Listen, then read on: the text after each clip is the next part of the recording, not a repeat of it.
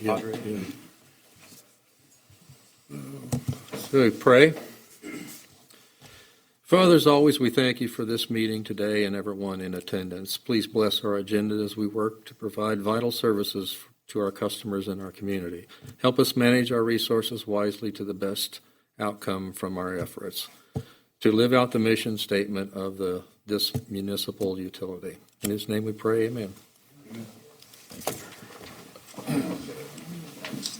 I pledge allegiance to the flag of the United States of America and to the republic for which it stands, one nation, under God, indivisible, with liberty and justice for all.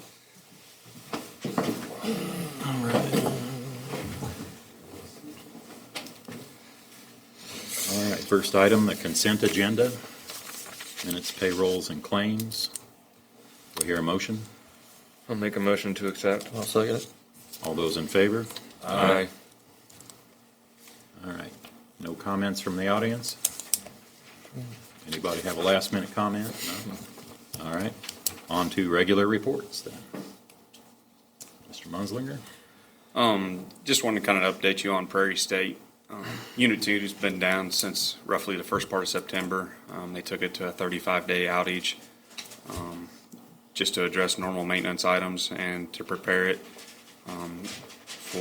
they're going to try to do an outage, an extended outage on a 2-year rotation, where in the past they had done it about every 12 months. So they took a little bit more time this time to prepare it to make it until 2021.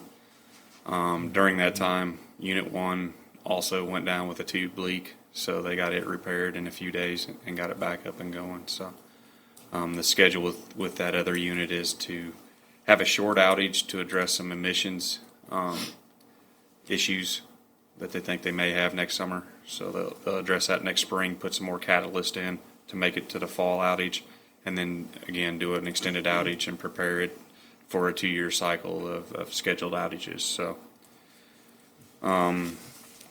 Is the extended cycle because they're trying to save money, or things are working better than they thought they were? just trying to improve overall reliability and performance. Okay. They've learned since the plant's been open what things they need to be looking for, how to address them, and so they've been adjusting that schedule or adjusting the maintenance on those items to focus in on things that are really holding it back from really performing how it should. Okay. So would they stagger those 2-year rotation Yes. with each unit? Yep. Yeah. The unit that's down this year won't be down again until 2021, Right. and then the second unit will be down next year, and then 2022 it'll be down. So they do have quite a few projects going on there.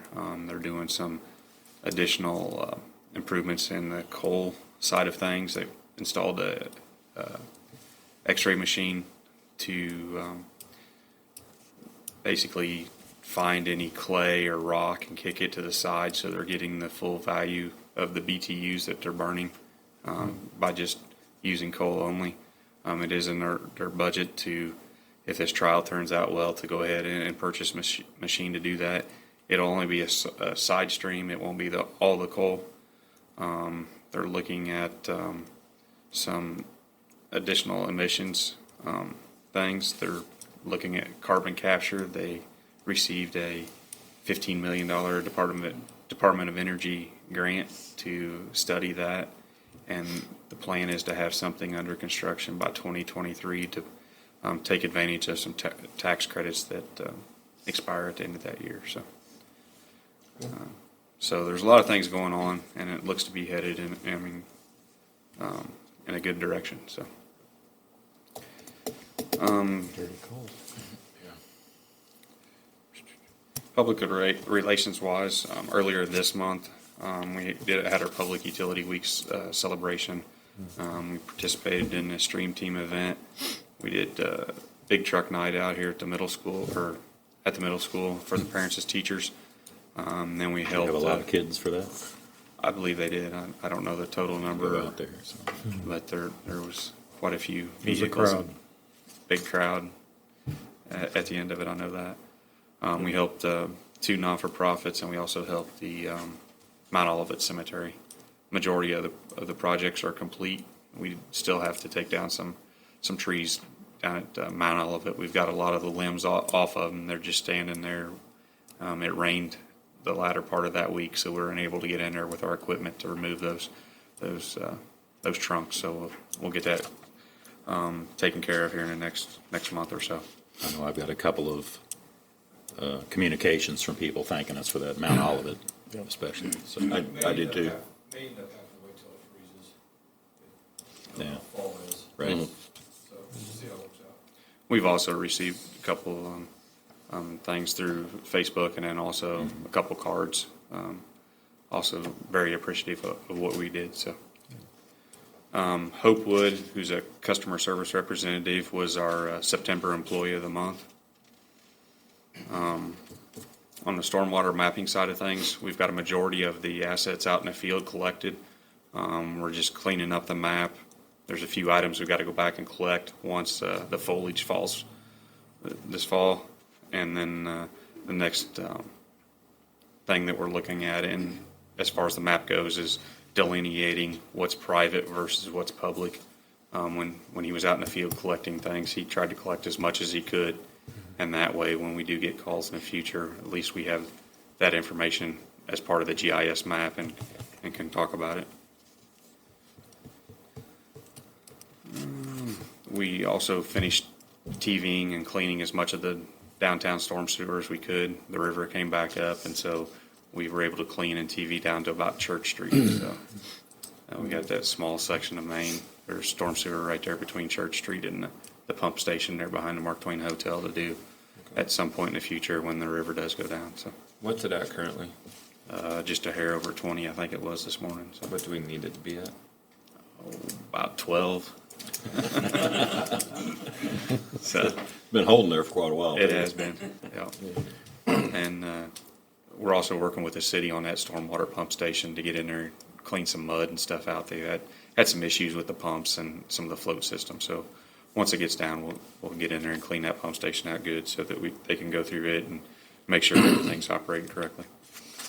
Hopefully that'll mitigate the overflows that were Yep. happening, although I don't know if that happened before that North Street failure or not. But There had been some issues with it in the past.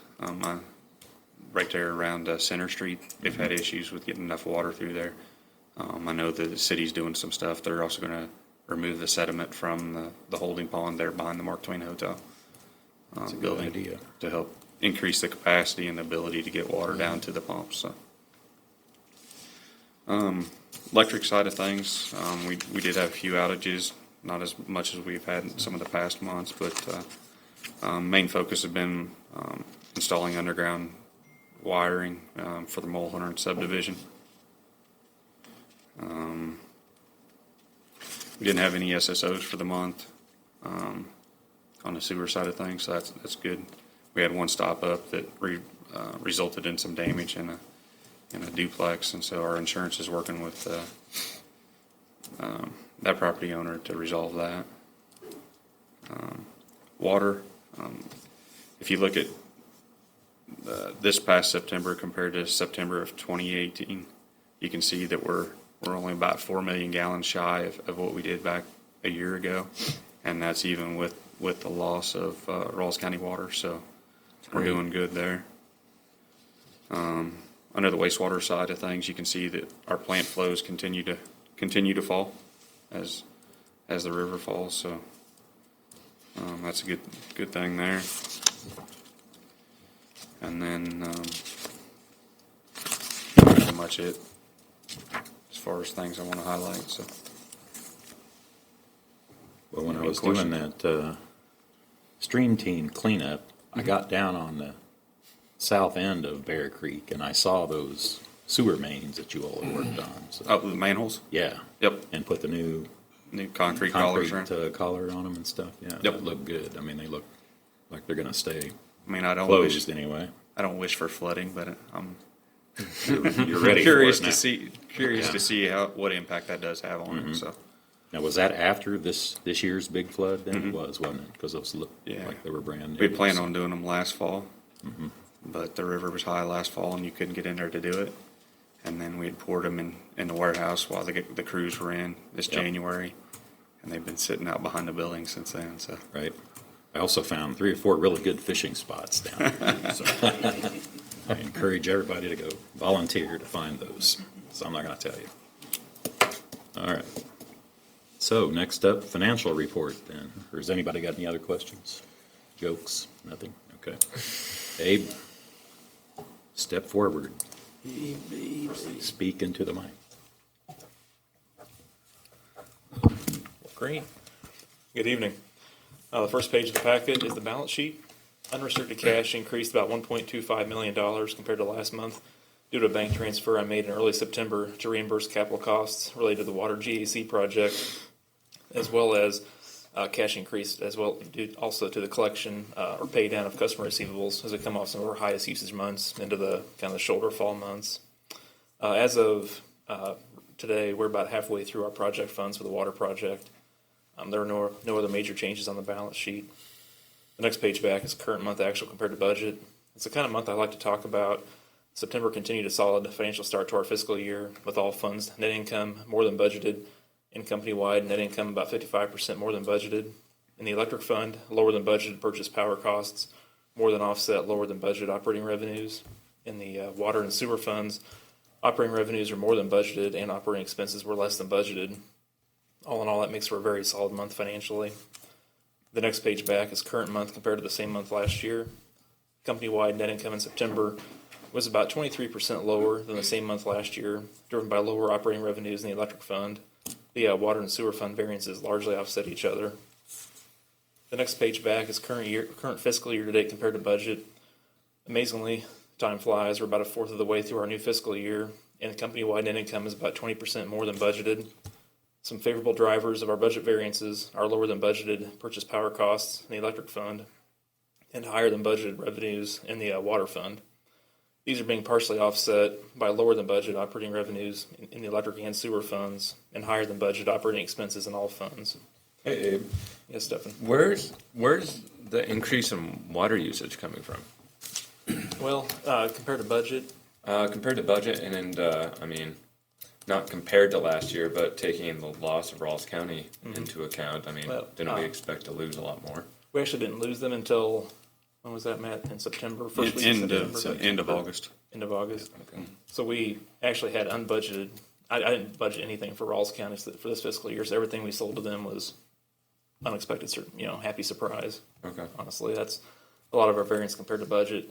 Compared to last year, I don't have those gallons offhand. It was within single-digit variance from last year's gallons. Okay.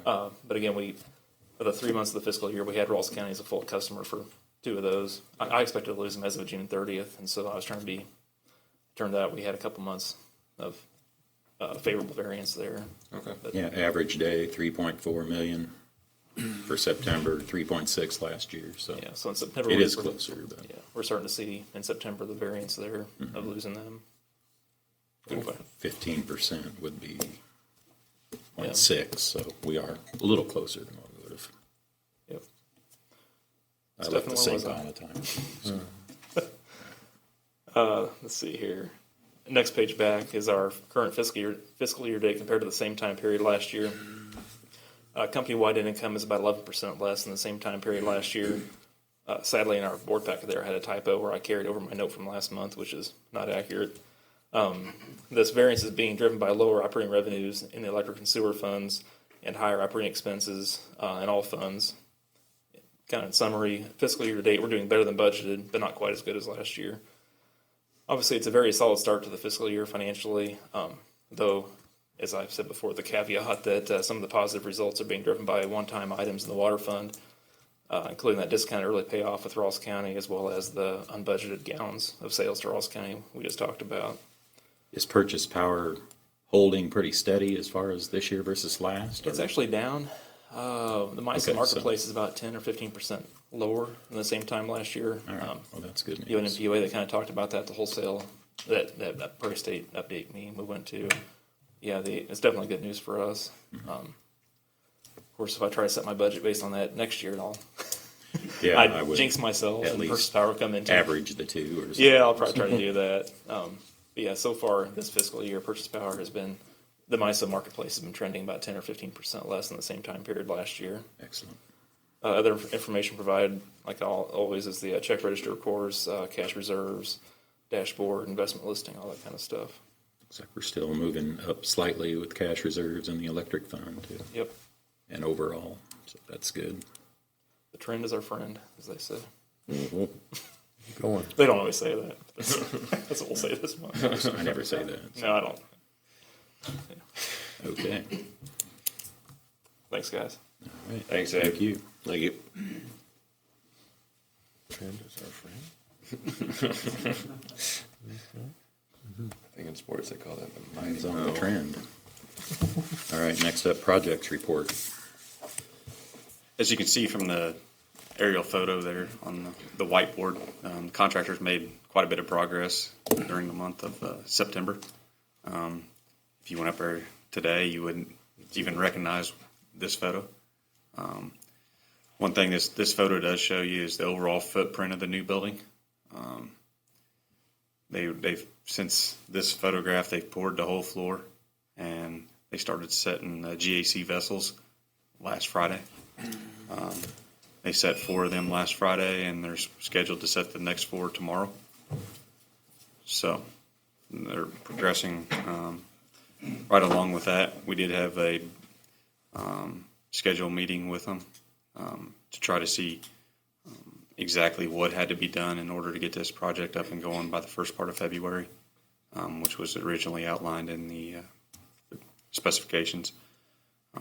They hope to have everything under roof by the end of the calendar year, and then proceed with getting everything up and going to where at least we can get water through it sometime around the second week of February. So not all the controls and everything will be done at that time, but they'll use the next month and a half to work through that and get that going. So, and then later in the meeting, we'll talk about the GAC, the actual product, the quotes that we received after the solicitation for quotes on that. So, as Lenny alluded to, we were able to do some work in the downtown SSO project area with the manholes.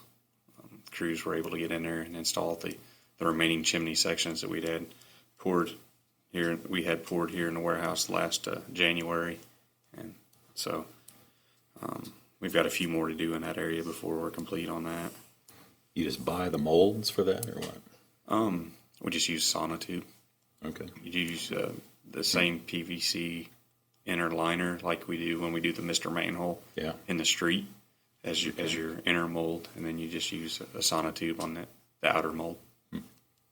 So, and the beauty with that, you can pour it in whatever increment you want. Not like when you go to the precast where they sell, Yeah. And then inch you're gonna have to seal risers, and then you got all together. them joints. So Yeah. that's what we're trying to get away from. Nope, that looked good. On the stormwater utility development side, we're still working with Black and Veatch to come up with to get answers to all the questions we had as far as billing wise. We had a conference call this afternoon, and then we got 2 more tomorrow, where we're reaching out to the counties to see what the actual cost would be if the stormwater fee was included as part of the tax bill that they send out once a year. They presently collect the city's taxes and whatnot, so we want to fully vet that before we make a decision on whether to have that as a billed through our software, Yeah. or hopefully be able to maybe That would be really nice. bid or bill it through the tax bill. So far they're open to it. So again, we got a conference call tomorrow with both counties individually to see what the cost would be and how the process would work. Martin Street, again, the plans are done. We're just wait until we have funding and decide to move forward with that. And then North Street, we'll have a presentation on that a little bit later. But I did want you to know that FEMA was on site, I think it was the 9th, talking about the process for reimbursement. And then there was personnel here that came and inspected what they could see of the North Street storm sewer failure on the 16th. Again, due to the river level, they couldn't get on in the interior of it. I provided them a copy of the video we had previously taken, and working with them, providing them the data that they need to make whatever determination that they need to do. So.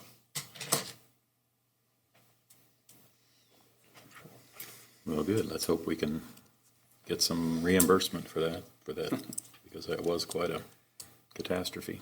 Yep. That's all I've got, unless y'all have any questions. No? All right. Well, let's move on to old business then. North Street storm sewer. Just talked about. Hey. I just brought some hard copies. Thank you. Thank you. Thank you.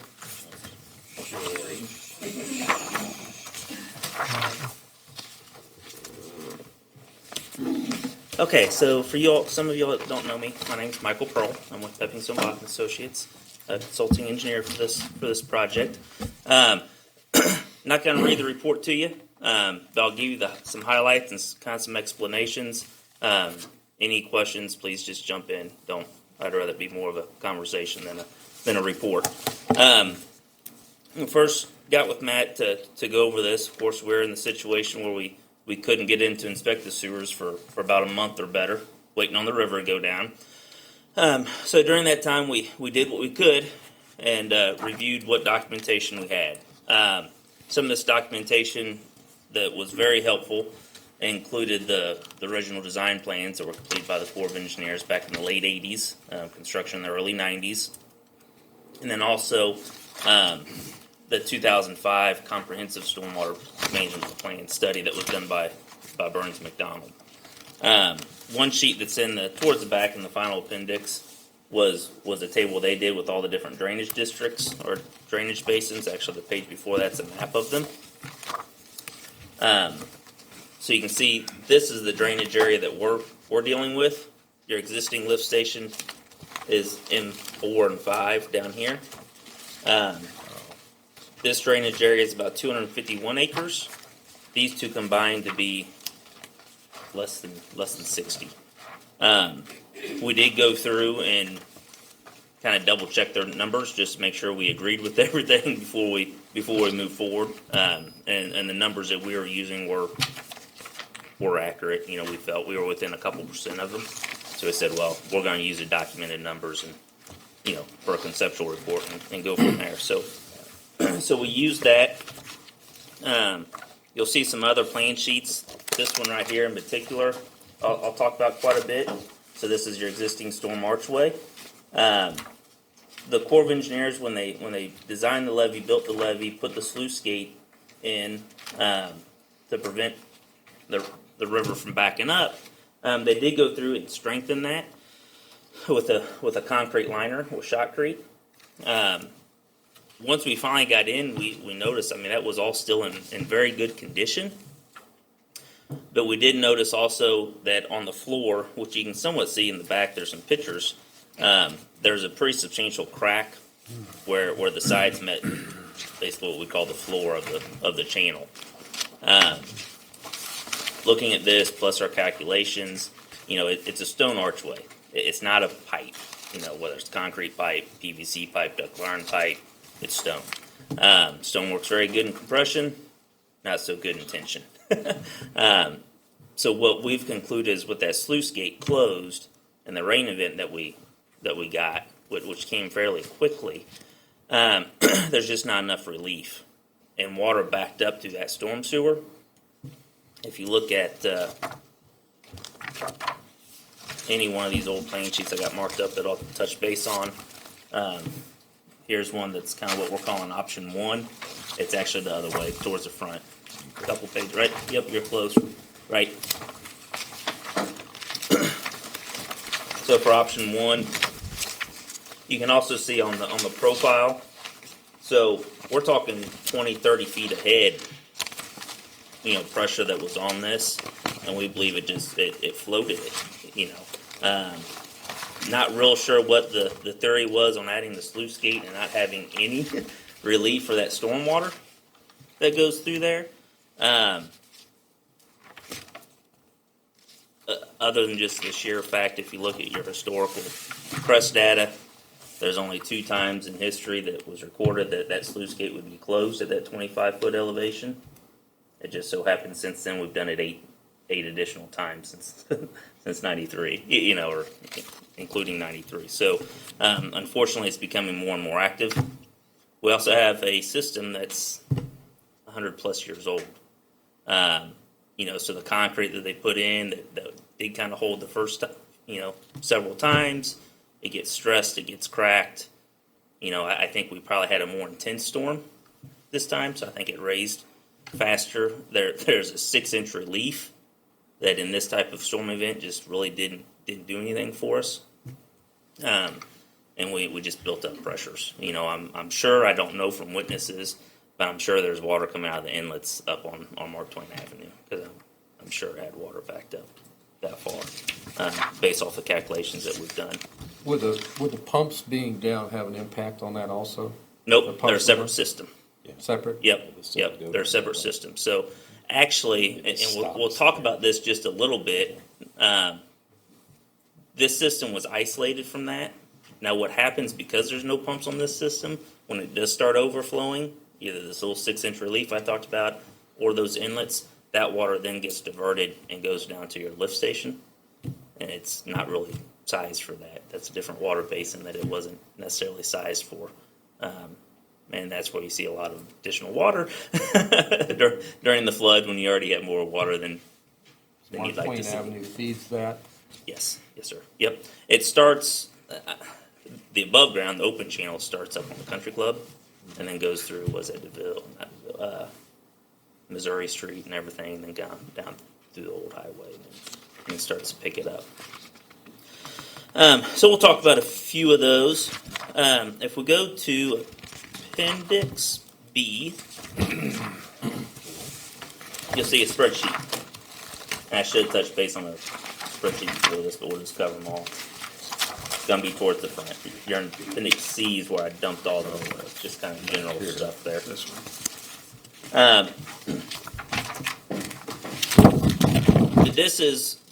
This estimate was put together just to look at repairing the portion that floated, essentially, and repairing it such that wouldn't happen again.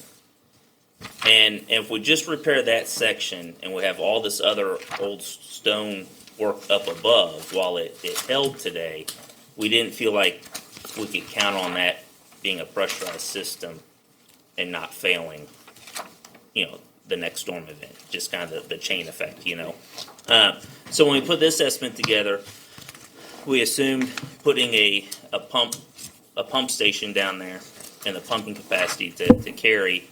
We started with the 100-year storm event. That's what FEMA's designed for. That's what, the 100-year flood events all based off that. So we looked at a pump station that would pump the 100-year storm event. That's roughly 718,000 cubic feet per second is what that storm event for that 251 acres could carry. That's a huge lift station. We backed off that, and if you see right underneath the 2-year, I threw in capacity, and I threw in a different one at 340 CFS. That's based off of the actual capacity of the stone archway right now. So this option wasn't replacing all that stone archway. That stone archway wasn't necessarily, quote unquote, designed to carry a 100-year flood.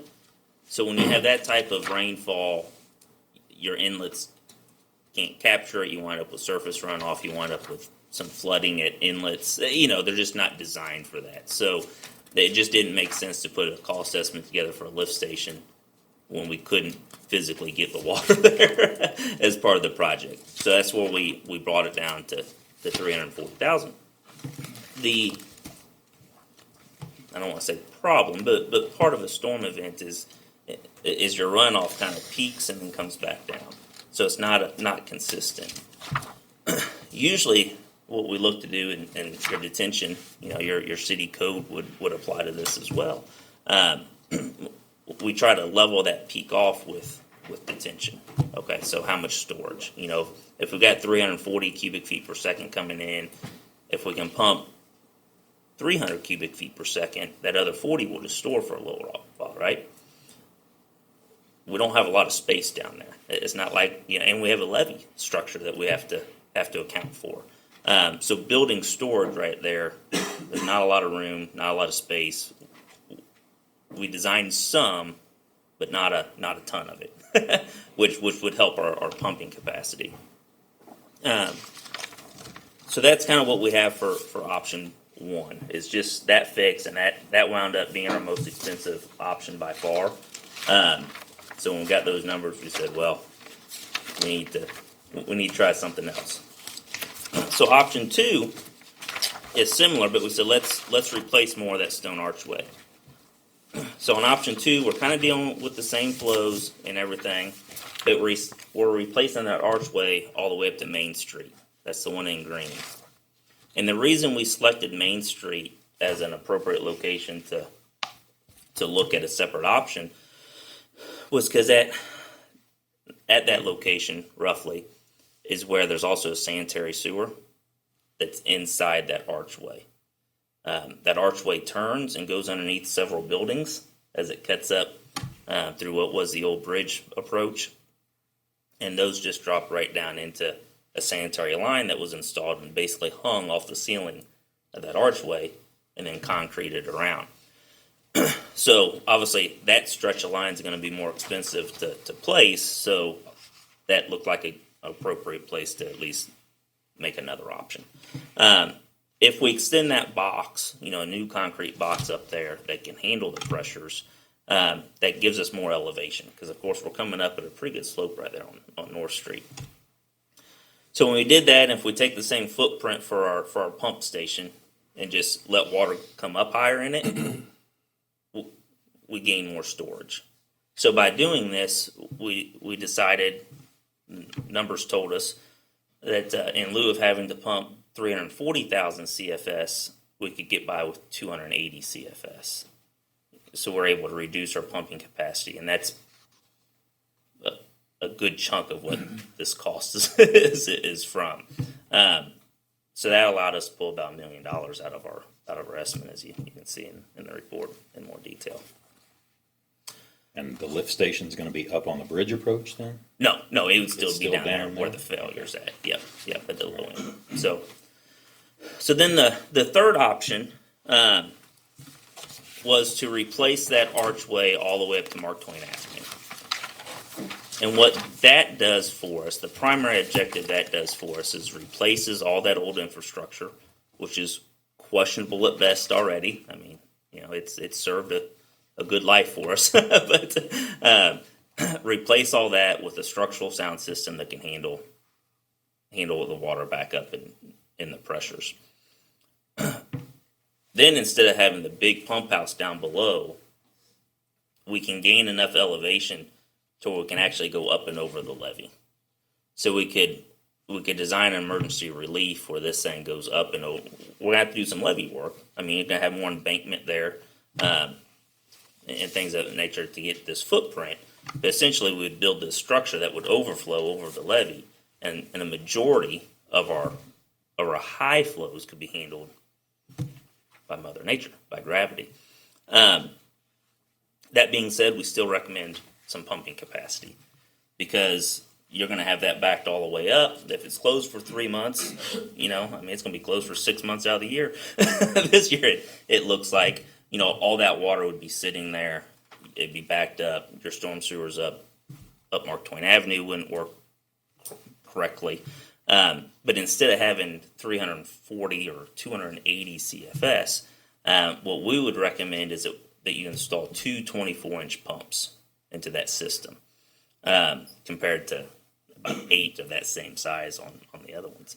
The reason on the 24-inch, and as you got into detailed design, if this is the route we all decided to go, obviously those details could be worked out, but your current lift station has 3 24-inch pipe pumps. So if we could match those two systems to where your guys knew what they were working on and had the same parts and same components, even if they weren't identical pumps, because obviously they'd be 30 years newer, we can probably get more efficient. You'd be set up, and they could almost be interchangeable, in the future when you upgrade that or however that would work. It's not possible to shunt this water down to those existing pumps They can't handle it. and put a couple more pumps in there instead of Those- having a separate location for. That would be a huge infrastructure project to get that down that alleyway with all your other utilities. I guess you got to increase the size of the. It's a 6x7 box is what you have there now. Yeah. So to try to bury a 6 by 7 foot box down through there would be difficult. I'm not saying it can't be done. I mean, it can be done. Well, I mean, if you still have that, I like the idea of The emergency going Yeah. over the Yeah. going over the levee without pumping. The thing Now, is, when this- do you have to stop doing that? Well, so essentially, it wouldn't go over the levee until you got up to that 483 is the top of levee elevation. So you'd have water backed up, but what we would, what this would do, those two pumps, as we back calculate and figured, they would keep up with a rainfall event of roughly 3/4 of an inch per hour. Okay, so 100-year storm event, 1 hour event, and there's different, is 3.25 inches per hour. So obviously that's a lot more. However, 3/4 of an inch per hour is going to cover 80% of your rainstorm events, and you've got the capacity there. So by having those pumps there, you'd keep it pumped down. You'd have your capacity. You'd have everything in order, so to speak, to have those put together.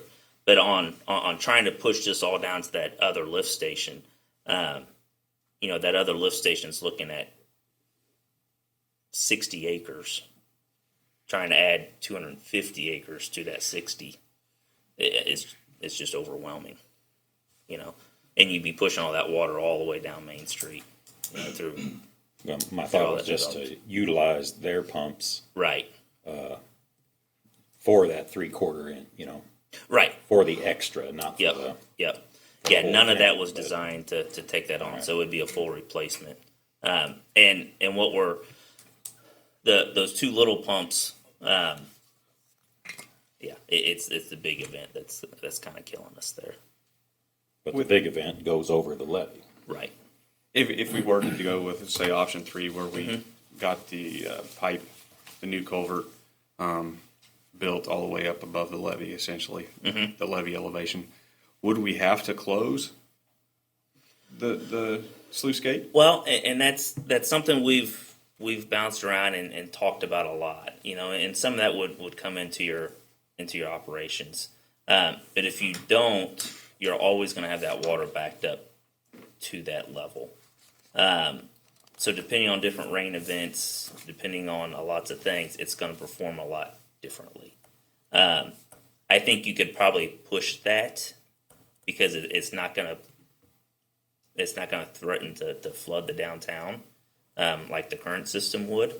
So I think you could certainly push that a little bit. I would be hesitant to say, yeah, you're good to. You don't have to close the sluice gate until you're at 30 foot because there's so many unknowns during construction. Once we dug into all that stuff, I'd feel a lot more confident on giving a number like that.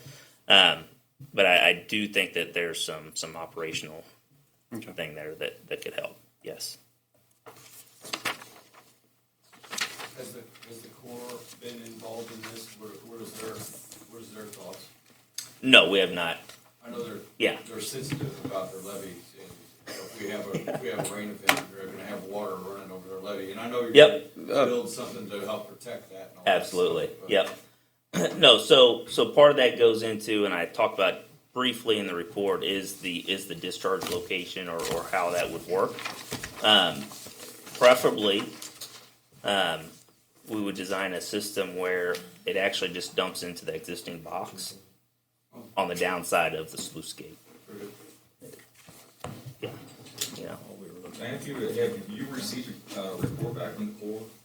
They were here originally when, I think you were down there, John Harp was down there. I've not received anything from the Corps. Because their suggestion, when we were down there, was to put a pump station at the end of North Street. knew they'd said something about extending the seepage berm as well, and this project would basically accomplish that. They said something about going under the levees. Yeah. They didn't want to go under the levee.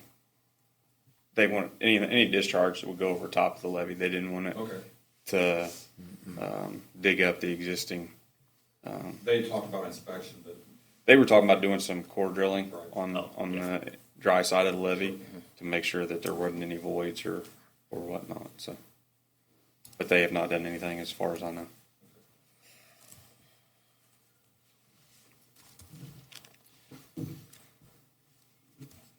I know you all just got this Yeah. tonight, so Yeah. I mean, So the my cheapest recommend- option is $5 million. I'm shocked. I am too. I'm shocked. Thought we were looking at 300,000. If we could have went in and did just a spot repair. Yeah. Right. But if we go in and do a spot repair, we run the risk of doing the same thing that happened this last May in the near future if we have another flood event like this. Yeah.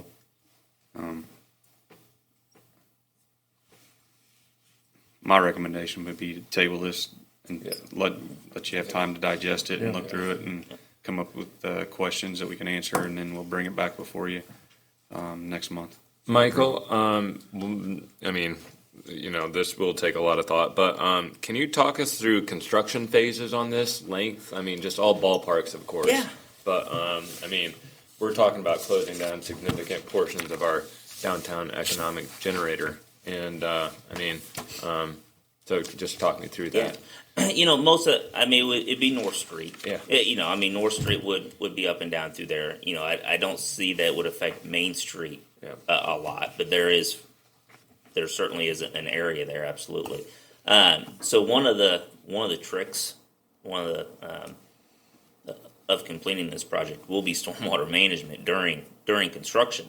As all this comes down. So the way I would envision it is upstream we'd almost build a jog into things, and the box would have that. Of course, we'd have one side with the sump with some pumping, but by shifting it over and coming up, we can leave that existing line in operation as long as possible, and try to build the other sections of the box all the way up, and then just have to tie in there and have some bypass pumping during that time, so any rainfall would be collected and bypassed.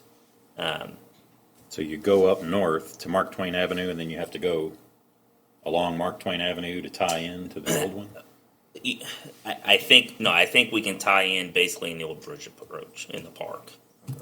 You know, I don't know how much that sidewalk and railing would have to tear up to speak of.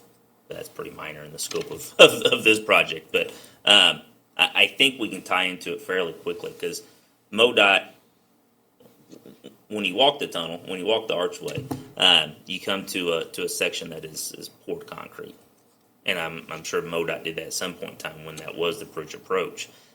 So I actually think that concrete comes, quite a ways into that park area towards those existing buildings, and somewhere there's a big green field there that I think we'll tie into, and we'll want to tie in as quick as we can, because one thing that does, the farther we go up through there, is the deeper that box gets.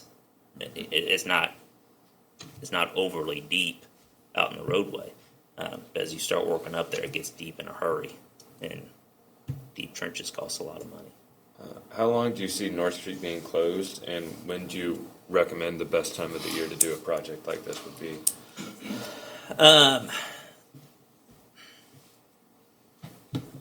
That's hard to say. Realize the 93 flood was in July. So normally you would say July, August is the time you want to do this during the dry period.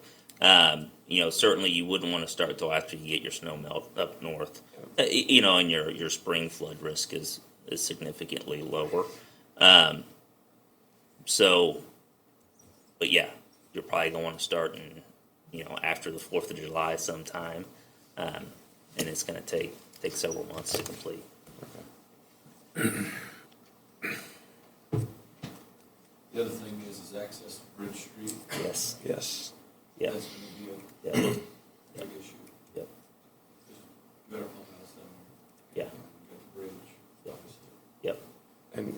some ways we'd essentially be cutting off all access to that bar there. At least, I mean, it'd make it a lot trickier. No, it's going to make it a lot trickier. I think they could come in and the first part, would probably be there fairly close to the levee, getting some of that infrastructure to where we can at least get the alleyway back open, and you can have access through that alleyway to get down through there and then leapfrog up. Okay. Cool. Well, are we going to do the patch until we get stormwater funding or not?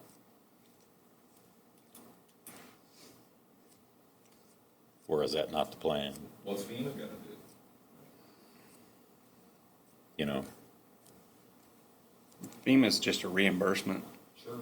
so I can talk with them and see if there's something that they would cost share on to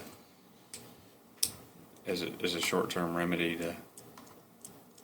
until one of these options could be constructed.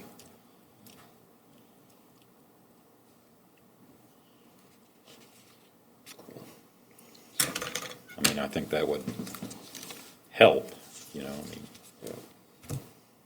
it might fail just like it did before, but In which case, we'll get more FEMA money. Maybe. okay, well, yeah, this will be something to have some discussions about then, definitely. Several. Appreciate the Thank you, Michael. No problem. info. Any questions? Matt knows how to get a hold of me, so we can All right. collaborate. Thank you. Thank Thank you. you, Mike. Thank you. All right. Next up, the GAC Product Award. Good evening. Let's see, I think. Let's turn this on. Yeah. You can see the presentation behind you. I guess first off, I'm Ben Friese of Black and Veatch. I have with me Karen Dietz. We wanted to talk through the bids we received recently for the GAC media, which would be what the material that will go inside the vessels that actually remove the particles. Karen will talk a little bit about the background, performance, some of the previous pilot testing we did, and how we use those to establish performance evaluation for the media suppliers. Then after she goes through that, I'll talk through the bids that we received, the evaluation of the technical components, the cost of that in comparison, and kind of go from there to help give you that information. We can leave this, we have a report we're finalizing we can give after this, and we also can leave this presentation if there's information beyond this meeting that you'll need to look at. So Karen, let's go ahead and get started. Awesome. Okay, so apologies that you can't see everything that's on the screen, but as Ben mentioned, pilot testing had been done over the last 3 years, actually, from the start of the project when we were initially evaluating the technical feasibility of GAC as a measure for TOC and disinfection byproduct control. That was more proof of concept while we were still making an assessment on which of the treatment alternatives would move forward. So after that, the Hannibal Board of Public Works actually purchased the pilot unit itself, and we were able to continue doing pilot testing to compare performance of alternative media. So those evaluations were conducted in 2018 and 2019 to get a better understanding of how different media from different sources and media suppliers would perform with the influent water quality from the Hannibal water treatment plant. So this is kind of the performance curve, you would say, of the GAC vessels that we conducted in pilot testing. And so each color is a different manufacturer and media. So the first line, the green one, Cabot, is a carbon from, it's a Hydrodarco 4000, it's a bituminous-based carbon, and then Evoca is a coconut carbon, and then the last one, Calgon, which is the lighter green color, is another bituminous-based carbon. So from these performance curves, we were able to establish estimated replacement frequencies so that we can estimate the annual O&M expenses that would be incurred by the Hannibal Board of Public Works based on typical operating conditions with average flow and average TOC and a treatment goal of 1.75 milligrams per liter, which was established previously in the original chloramine replacement study. So this is the 2018 data, and then moving into the 2019 data, the curves look a little bit different. They're a lot narrower, so the performance was much more comparable between manufacturers and media that was supplied and used in the pilot columns. Part of this is likely caused by the difference in influent water quality that we saw during the 2019 pilot. The water that was sent into the pilot system was actually much lower in TOC, so the life of the media was extended because of better process upstream at the water treatment plant. There's less TOC loading essentially on the carbon. Is that seasonal or? Part of it could be seasonal. They were actually done around the same time, so What they time were of year were they? spring, which is when you see typically a spike. That's the spike in the TOC. Yeah, but there was just better management of TOC going into the filters on this pilot, and it really showed at least the benefits of upstream process control that can have on your O&M expenses for the GAC system once that goes into implementation. So there's a big difference in the estimated media life from this pilot to the previous pilot.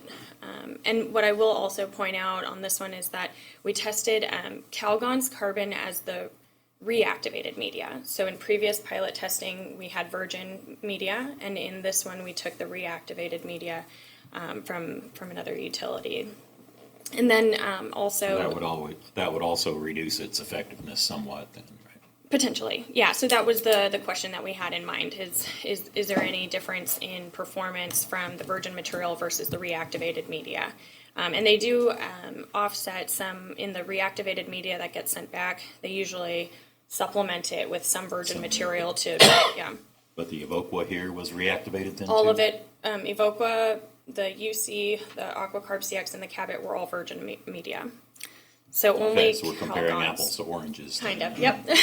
So, and then the performance curves again helped us to estimate what the replacement frequency would be under these different operating conditions. So another apples to oranges kind of note is that the influent water quality going into the pilot was pretty different between the 2018 and 2019 studies. And that's kind of shown by the scatter and whiskers plot. And really, if you compare historical water quality, which was collected from 2000 to 2017, the 2018 pilot statistically is a lot closer in comparison. So we used this information to establish a weighted system so that we could take information from both pilots, not just use information from one, which would be a little bit arbitrary to some extent, but we weighted it based on how comparable it was to historical water quality. So with that, we were able to kind of establish what that expected frequency would be.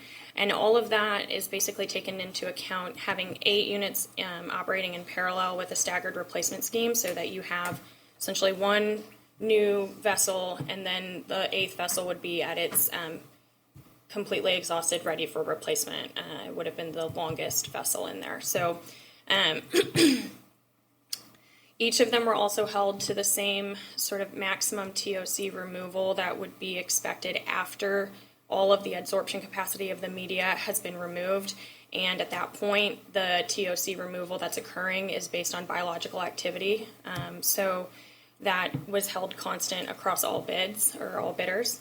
And this is essentially what was used to evaluate commercially and technically the bids that we did receive.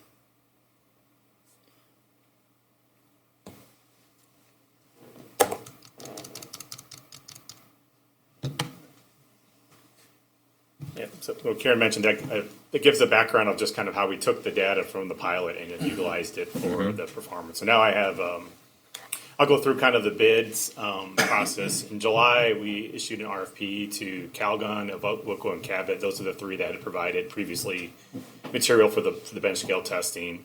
In that RFP, we asked them to provide cost for fill all 8 vessels, so 320,000 pounds of material. We also asked, that was for virgin brand new material to fill it initially, and then we also asked for the cost if we were able to get regenerated GAC, which is basically GAC taken from your plant, brought back and regenerated through a kiln or some type of process, and that generally reduces the overall cost. If you recall back in our study phase, we talked about that, but we didn't apply that in our costing because we weren't exactly sure how MDNR would see that. But since then, we've talked to MDNR quite a bit, and they're definitely accepting of that process, provided that the manufacturer follows NSF, like certain certifications, everything like that. So none of these manufacturers have received their certification yet from MDNR, but they've all talked with them, and once one is selected, they'll follow through and go with it. But we're confident we'll get that regenerate, it is a pretty significant cost reduction in media replacement. We also needed to include swing loads because of the frequency of delivery. When all 8 vessels are full, we also need to have on site at their storage facility another 40,000 pounds or 80,000 pounds of media. That way they can bring that one in and replace it with one of the spent media and go back. So in addition to the 8, you have to buy 8 initially plus 2 additional 80,000 pounds you have to have purchased in ownership from Hannibal to be able to make the system work. With that, we got bids back from Calgon and Evoqua. Cabot declined to bid, so we received two bids. Going through the bid evaluation, I won't go through all these details, but the Calgon submitted the FilterSorb 400, which was the same media they tested at both their pilots. Evoqua submitted something called an UltraCarb 1240 LD. They actually only used that on the second pilot. They had used something differently on the first pilot, so we only had one pilot test data from that. The biggest difference is they had different densities. The Calgon is quite a bit heavier. It has a density of 28.6 versus Evoqua 23. But overall, we reviewed the data, and both Calgon and Evoqua meet our product specifications, so we felt that both were in conformance with the media requirements for this project. We then took a little bit and looked a little closer at their manufacturing and reactivation facilities. As mentioned, both of them meet all the certifications required to be able to supply for public drinking water and for reactivation. The actual manufacturing facility from Calgon is in Kentucky.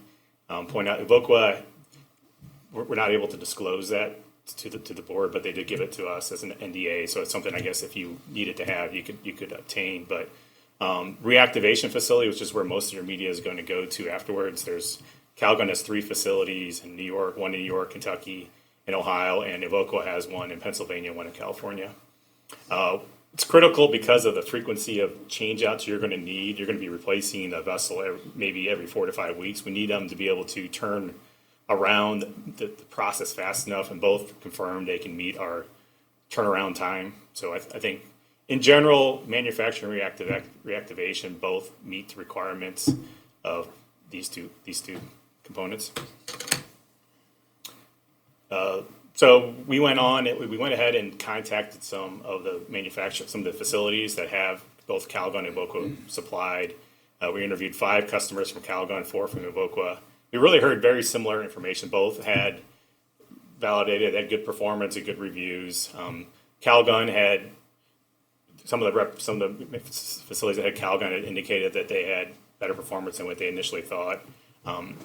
Evoqua, some of those locations Evoqua reached out ahead of time to proactively let them know that, hey, the pricing is going to be increasing. Do you want to purchase material beforehand? So in general, it seemed like both facilities of either manufacturer were complimentary of their services. So I think both of them are qualified and provide you with the type of media that you'd want for that.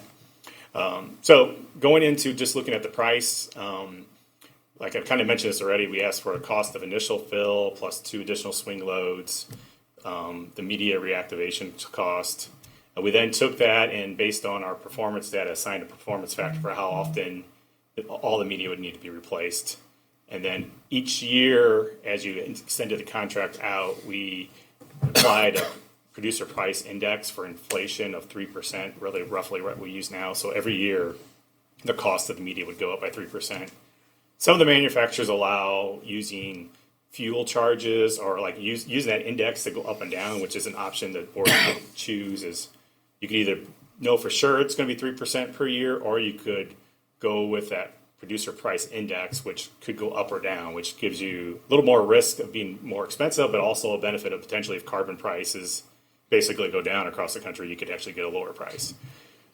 We also tried a cost of the impact to the Board of Public Staff for media change out for backwash, and we tried to include that in the overall evaluation. So these are the costs that we received for Calgon and Evoqua. The initial cost for Calgon was about $412,000 to fill all 8 vessels. For Evoqua was $337,000. And then if we added in the additional costs for those 2 additional Virgin swing loads, the total initial fill, which is what we're going to say it's going to cost you at the very beginning of this project in February and March, is about $511,000 for Calgon and $427,000 for Evoqua. And then we also asked for what will it cost per every exchange beyond that, and this is basically pretty much this a couple $1,000s difference between how much it'll cost every time we replace a full 40,000 pound vessel. So what we did is kind of looked at what your analyzed cost will be to the board based on year 1, year 2, and year 3 initially, and there's a lot of as far as the amount of GAC used per year. It's still based on these 2 pilots and some preliminary data and how the plant and everything else is operated. So we looked at really 2 conditions. We looked at if we're targeting getting the total organic carbons down to 1.75 or 1.5.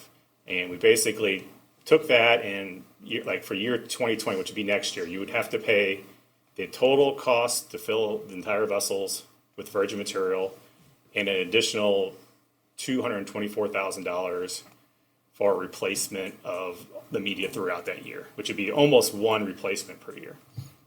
And if for some reason we had water quality was not as effective, or you needed to do more treatments, you can see it's still a pretty big range we're dealing with. And I think it's going to change over time as the plant gets familiar with the process and maybe finds ways to cost. There's a lot of savings to be had by operating, and I think the plant staff may have already done this by improving the TOC already. So there's things that can be done. So, but in general, we're looking, somewhere between, 700,000 for 2020, 230, 21, 22. You can see they're generally pretty close together, both of these numbers. And if I look at this graph, which maybe helps see the picture overall better, is that, so if we just look at 1.75 for our target, you can see that year 0 initial Evoqua is going to be about $80,000 less than Calgon. But by year 3, they're getting closer. And as you extend the life out farther and farther, Calgon eventually becomes more cost effective than Evoqua on all these things. And that's because of the expected longer life of the media versus the Evoqua media. But it's really close, and this is all in that range. So I guess in general, we feel that both Calgon and Evoqua meet the bid and performance requirements of the specifications. Both had positive customer reviews. Yeah, Evoqua's cost to initially fill the vessels is about $84,000 less than Calgon. It's anticipated that Calgon will have lower annual GAC media replacement cost, and roughly about the 3rd year is when the 2, if you look at a life cycle cost between the 2, they're about even. And then after year 3 is probably when Calgon appears to be more cost effective than Evoqua. But even at the end of the 10 years, it's not drastically different, but there is some difference. And so it's so close that it's not an easy decision. And it really comes down maybe to the board deciding if they're weighting more short-term costs versus long-term costs. Is what I think it comes down to. Evoqua appears to be cheaper on the short term, but long-term, Calgon appears to be more cost effective. The other thing to point out is once you buy this media initially, you're probably not likely to change, because if you changed media suppliers, you would have to go back and buy a whole load of virgin material. You can see how much more costly that initial fill is compared to the other one. So it would have to be a pretty sizable justification to change media suppliers at some point down the road. So you can't just change out a vessel to a new supplier and then just keep doing that. You can, but you would have to pay the virgin cost, and that's much more costly. Mm-hmm. Okay, that's really the challenge. Otherwise, you could, but that's why 2.5 times more expensive. It's quite a bit more expensive. Generation. Yeah, it's definitely a decent amount more expensive, and that's the biggest challenge is that. In terms of the density of the 2, with the one being sub-bituminous and one bituminous, so is that going to make a difference on how much it crushes down, or, I mean? No, we or- factor or that in our their- pilots and how that worked out Yeah. together. So there are different And what their heights. charge is, that includes whatever new they have to add in to get it Correct. back to the Yes, I amount, think so. one of them I think they both use about 15%. 20%. So eventually, every really? 5 That times, much? you'll end up getting a new replenished Okay. supply. Yes, the cost of reactivation for each replacement includes that Mm-hmm. 20% virgin media. Yeah. And that's why I think the contract, it's different than just buying, chemicals for 1 year, because you're investing in this virgin initial material and the regeneration. So that's Yeah, why you're investing some in manufacturers, service. some go 3 years, sometimes they go up to 10 years contracts. It's just, that's something maybe once you decide which direction you want to go and And how you can 37 handle that. Yeah. Versus 34, that includes the trucking? Yes. Yeah. All that. Yeah. So Because I know yeah. Kentucky is a little closer than Pennsylvania, Right. So that but then includes the trucking. if you're taking it to New York, and so it's that, Yeah. Both of them included the trucking, and then okay. once we decide, there's different factors of how risky you'd want to be in your contract. They both agreed. High risks. They both agreed to a 3% annual increase, and just go with that. I think he Or would you love can go with a PPI index, which I think I looked at the last 4 or 5 years. It was like average 2.3%, but 1 year was up 8%, next year was down like 5%. Yeah. So it's little big swings either way. PPI include gasoline costs? then? Right now. Okay. Yeah. So there's a couple of different Something factors. happens But there. yeah, there's a contract we drafted as kind of like a standard, just a tradition. It was more of a template for them to see usually what we look at. 3% seems Yeah. reasonable anyway. Disparity really. It does.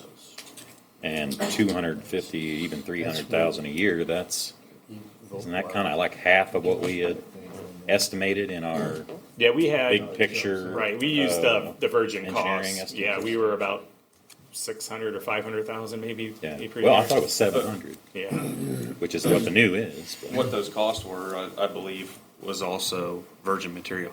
Yes. Yeah. You're seeing the Right, cost right. savings of the Yeah. reactivation. And those also Yeah. included pumping and some other costs, but generally it was because at the time we decided that we weren't going to use the regenerated cost. I also think you got really good pricing from both manufacturers on this project. We don't tell them, so. Yeah. Okay. And you have a recommendation? I mean, kind of like Ben alluded to, you're going to whichever carbon you select here, we're gonna stick with for an extended period of time, and based upon that, it looks like Calgon is going to be the most cost saving option that we have. It's also has shown to be the better performing, which is why we realize that cost savings over a long period of time, and with as we can tweak the process at the plant prior with the water prior to getting to this GAC media, we can just extend that life out further and further reduce our cost as well. So I would recommend Calgon. I concur. Okay, do we want to think about this? I mean, we do have a little time, but on the other hand, there'll be something else to think about next month, so we've got if we more want, street storm sewer to think about this. I guess, yeah, boy, we're going to think about that for a while, but, Yeah, we're going to have this all in a report finalized, but we were hoping Okay. if we get it right, we'll put that that's in there. good, and we want to put that as on well, the but- website and all that. Well, so. But I think both would be good choices, it looks like. I mean, the weight of the material isn't going to be a problem in terms of handling and all that, is it? No. The tanks and, We're like the Chinese, we're in for the long term, so we're going to go probably with Calgon. Okay. That's what I'm doing. all right. Yeah, me So do I hear a motion to proceed with to accept a bid from the Calgon supplier and using the 3% PPI? Is that your recommendation on that, or have you looked at this at all, or not? I think stability is probably preferable to taking the risk on potentially saving. Yeah. Have you seen his data on this, though? I mean, do you want to before we make the decision? Yeah, you want to? I'm not an engineer. I defer to those. Yeah, I mean, well, it's, We do have a standard contract that we work with Dave and James on, just how you want it, because that is a big part of it, is this contract of how you, the years and determine all those type of terms, so we can start working that out. Get the if we most have to. bang for our buck in the long term, right? I mean, yes. the 3% offers you stability.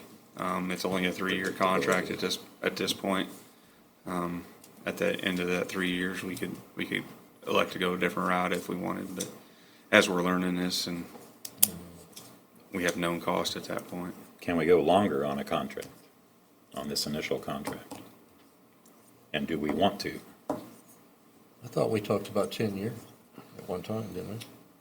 Well, I mean, they're showing data for 10 years, and it, Media suppliers go up 3 to 10 years. It really depends more on the city and your ability to sign those type of I contracts. mean, I know this is our first time out, so, you know, there's something to be said for not spending 10 years with something that Right. isn't as effective, but on the other hand, the pilot data shows that it is, so. Are you going to take it to council, or are you going to do it in-house at the board? Because you've got both options under the charter. You're to manage the utilities, so you've got the ability to do it. If these entities are sharp, they're going to ask you to take it to council. If you're going to take it to council and you want to go longer than 3 years, I would suggest you do it in a contract that's got a 3-year term with some automatic or optional extensions, because that's going to make the council feel a lot more secure about things. But it's going to lose our good pricing, you know, even with a 3% increase. It doesn't have to be a 3-year. You could do, for instance, 2 5-year terms. There's nothing that says you can't do a 10-year term if you believe that to be the most cost-effective and way you want to go with it. But like I say, I'm going to suggest you really ought to consider going ahead and have the council approve the bid award anyway. And if you want to go to them with something that I think they're going to feel more comfortable with, I think if you look at it in something with a shorter term contract but with some options for renewal. And then the other question I had for you was whether you want to go forward and talk about bid awards without knowing what the actual documentation of the contract's going to look like. And I understand it sounds like they're going to be fairly flexible, but if somebody wants to put something in the contract that you find particularly objectionable, you may want to still have the ability to kick them out if they're not going to work with you on it. And I don't know, you know, it's one of those things where nobody's going to want to work on a contract if they don't think they're going to get the bid. But still, it's up to you how you want to do that. But I'd love to kick it to the council. I don't know. Although it seems like I would we suggest got a you council guys, member here. What's your thought on that? We're gonna go with what you suggest, I'm sure, you know, I had the pleasure of seeing all the slides. I don't know if you intend to do Okay. that for the council. We can, or if yes. You're gonna bring a contract before us. I mean, having the contract sounds like a good idea. I mean, can we get that? Can Yeah, we so make I think a- the plan would be to get contract terms, gotta get set up, and then maybe at the next meeting, you decide if you really want to sign it, or, you know, Yeah. sounds like that's probably the way to go. Even if we can get it and possibly present it to the council prior to the next meeting. You know, either to get a vote or just to, as an informative. I mean, First of the month. you're supposed to be giving them They updates, should right? So update first of the month for council. if we could get it by then. But it sounds like everybody has the idea that the Calgon and the long term is the way to go, because once you buy it, then it's cheaper to own it than it is to get new, so. In that case, do we have to make any motions, or we just, you have your directive and we can Yeah. get something? You need a motion to go ahead and work out a contract with Calgon. not technically, it might not be a bad idea. You know, the idea is this, until such time as you sign an agreement, you can direct people to do whatever you want them to do. But since you have got some direction, I think it would be appropriate to do a motion and take a vote for proceeding forward. All right, Just so put it all do on I record. hear a motion to proceed with contract preparations from Calgon to, I'll make a motion. okay. I hear a second. All those in favor? Aye. All right. Sounds And we'll good. see if we can get that on the next council agenda, or if not, I think their meeting's the night after ours, next one. Yeah, you maybe get time, but it might be easier to get it on the second agenda. Yeah, But and that way you all will see it and approve it prior to. So, That's it. Thank you, everyone. All right. Thank you for Yeah, coming out. Both of you. Stuff. Good news, really.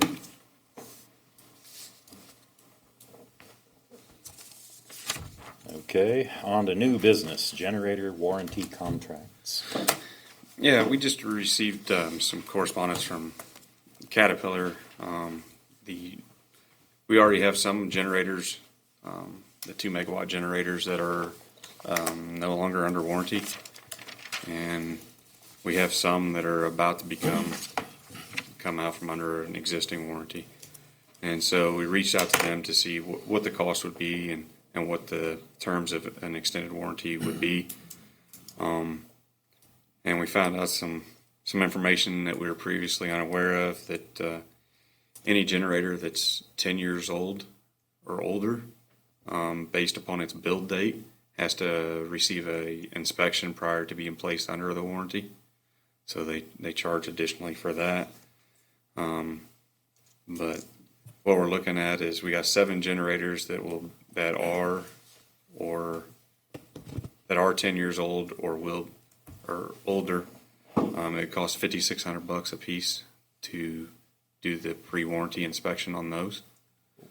The 3 generators that are younger than 10 years, they're fast approaching. We've got several of them that are we've got one that's coming up the 25th of next month.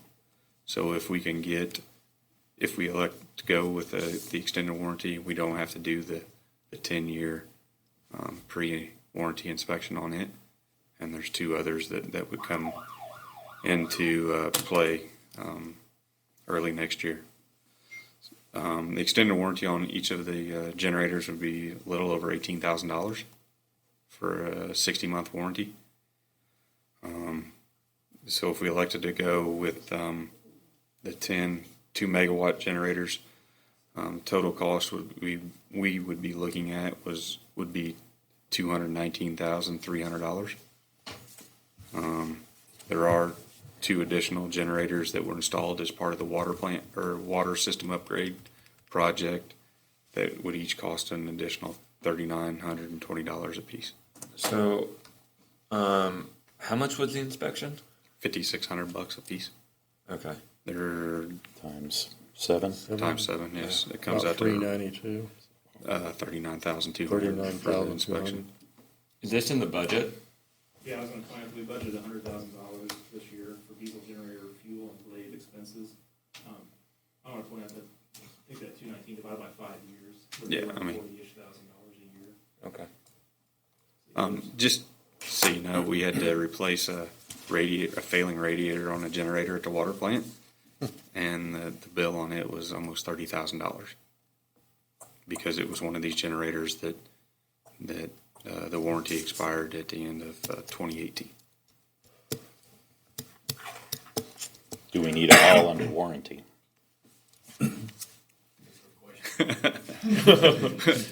If we don't, Your which ones? recommendation is to have them all under warranty. No, I said, that's our question. I mean, We're yeah. both me and Matt have batted back and forth. It's one of those things that you take a risk or you take a risk. If they've been under warranty, what would it cost? Is there a deductible on that? I don't believe so. Just cover No, it'd have been 100%? full coverage. It'd have been full covered. Full coverage. Then we had both the generators that we brought from Miami that were basically from Ecuador. The first one, we had a radiator fell in it, and they replaced it. What's, just as a refresher, how old are they? I mean, I'm assuming they're not all the same age. There's the build 7 of dates them are on 10 years or older. Okay. We know that. And the useful life for these things is 30 years? 10 to 12,000 hours before a major rebuild. Okay. More than they've been, right? It's, Top end rebuild. yeah. Okay. You got total hours on? These don't have total hours. The most hours I believe we have is one of the ones at the plant, and I think it's 8,500 hours, I think, maybe on one of them. So most of them that we've got at the substation site are 3 to 5. 4,000. So, Is the warranty transferable? If we were to sell something? I would say it would be, I don't know why it wouldn't be. I guess We've- 5 we've years. inspected I mean, this. your point about it being 40,000 a year, that is not a huge amount of money. No, I was trying to break down the 219, which is a large number, into what it actually Yeah. costs us per year. Right. Instead of the prepaid expense, Yeah. write it off every month for 60 months. so 3,500 hours is nothing for a diesel. No. Nothing. Nothing. It'd be like paying $600 for a warranty on a brand new car. You know, it's not a tremendous amount of money in the context of these units. I mean, What else is that money budgeted for, if not this? Nothing is budgeted for this. Oh, so then we came in significantly under budget. Well, we're expecting other, fuel for the maintenance runs and testing runs, stuff like that. Okay. you can transfer the Owning generation Warranty. capacity is kind of a new thing for Okay. us, so we're Okay, Still that's good. good. I gotcha. either repairs or warranty type, or, maintenance contract type activities. Personally, I feel a safe bet, the long bet would be to keep them in. Yeah, I think so. I do I too. mean, you know, just as soon as we don't, we're gonna have drop a Bad luck. valve or, something like that, and it'd be. Right. What do you say that, in that email, what do you have that number as, drop valve and burn up piston?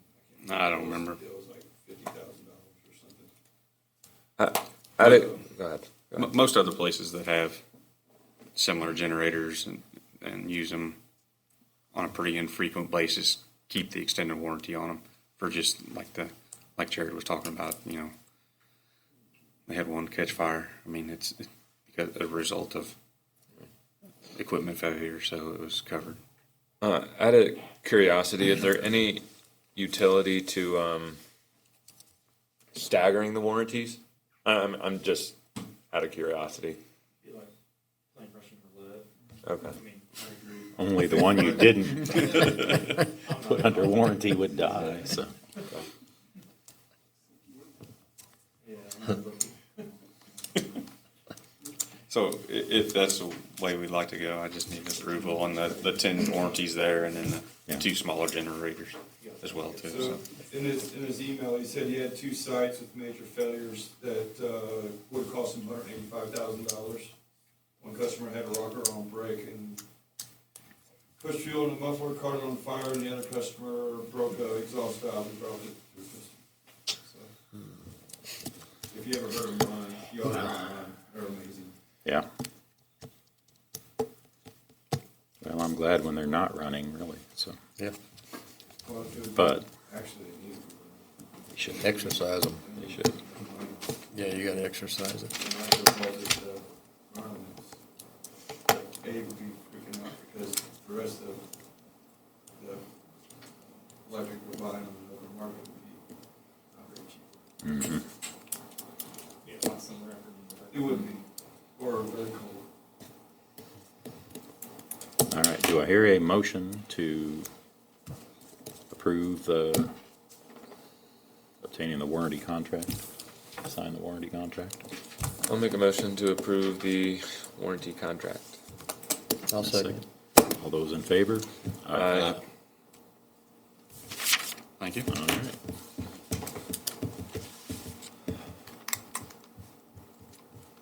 And other new business, Stowe Utility Group contract. Yep, I will take that if you It's don't a mind, group of Matt. one guy. This is with Jay Stowe, the person we spoke about before, who's going to do an overview and be a helping hand to Matt when available during this time of transition. Yeah, the contract is all included therein. at price points we've discussed before. And all I need from you guys is, barring any questions, is just an approval. So we have, is it 27,000 roughly? Yeah, in that And this ballpark. covers, just to refresh my memory, the week of being here and, Detailed review of basically every single piece of paper we have on our books. Then, as Matt knows, then a week up to 2 weeks of being here, and kind of squaring any questions and doing somewhat of a get to know you with as many people as possible, and follow through any leads to their logical ends, as far as curiosities or concerns or opportunities. And at the end of that, put that all together for our viewing pleasure. okay.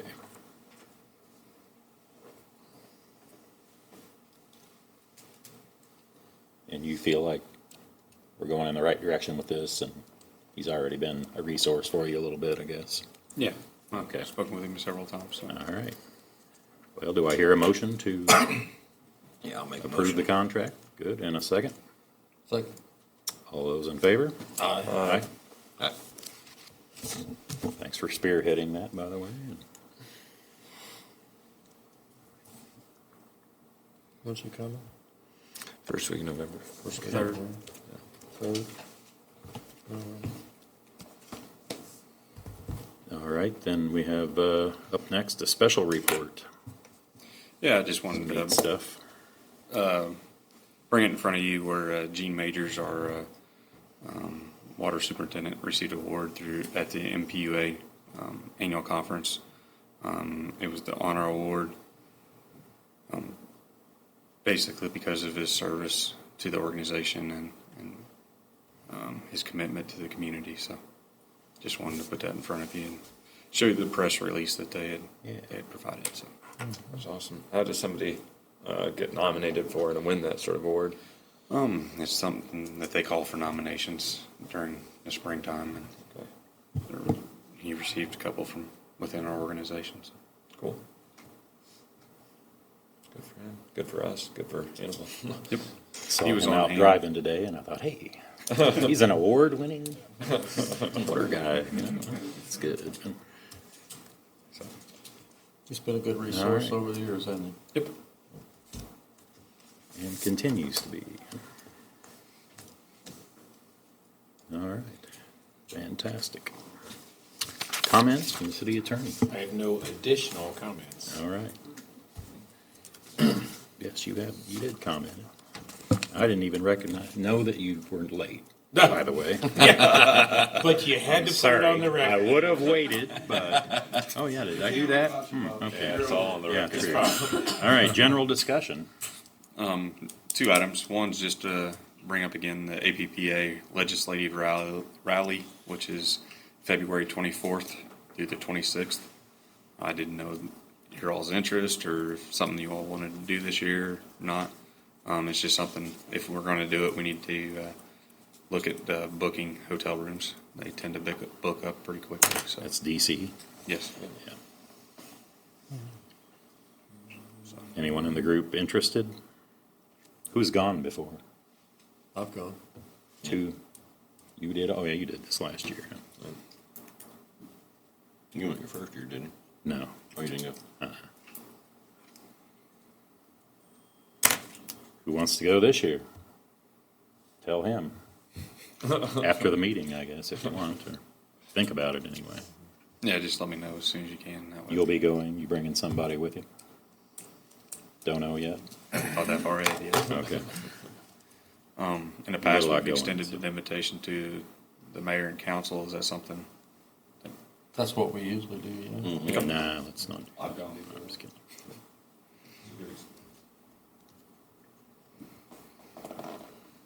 Something everybody should do once.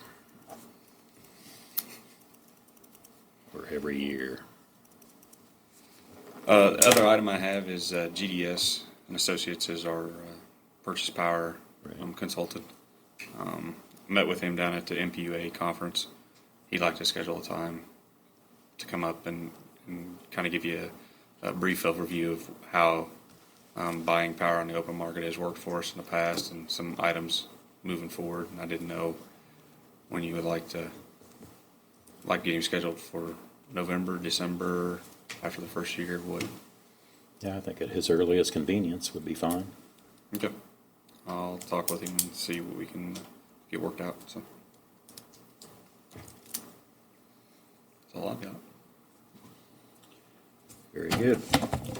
Well, Okay, that will be the end of the open meeting. Thanks for coming. And pursuant to section 610.021, paragraph 2, 3, and 12 of the Missouri Sunshine Law, the meeting shall convene in closed session to discuss real estate personnel and contracts, including in the meeting is Courtney, James, Abe, Bev, Matt, and Matthew. Or Michael, excuse me, Michael. Not you, Matthew. All board members. And all board members. You got a second? I'll second. All those in favor? Aye. 5-minute recess. There we go.